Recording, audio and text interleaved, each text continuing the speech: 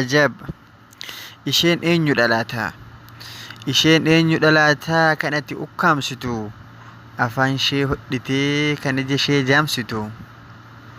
isheen obboleettii kee isheen sumaaf wabiidha gama tokkoon haadha kee harka kamtu si miidha utubaa dhala namaa wabii jiruuf jireenya kabajatu maraa fi dubartiin haadha keenya atis dhiira jedhamtaa kan dubartii hin geenne kabajaa haadha keetiif kan kukkuftee hin teenye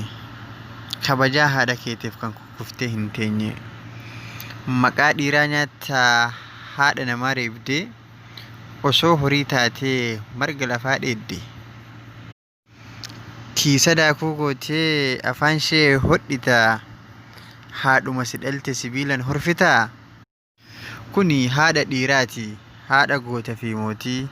haadha injineraa haadha tarsiimootii akkamiin hodhita afaan haadhaaf obboleettii kee afaan haadha sahaabaa afaan haadha bultii kee ati silaa horiidha homo takkaafuun taatu haadha namaa hin miidhin biyyomti si haa nyaatu dubartoota miidhinaa rabbitu isin miidha dubartoota miidhunuu mataan isaatu zulmiidha dubartoota miidhunuu mataan isaatu zulmiidha ilaka atis tan dubartii tan dhiira rakkifte zayitii itti nayxa ibiddaan danfiftee seenaa haadha keetii duubatti hambifte obboleessa kan keemaa of jalaa miita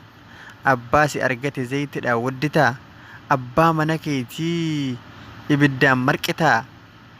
jara kana hundaa deebitee argitaa lakkisii gattaa egaaf tokko gaabbitaa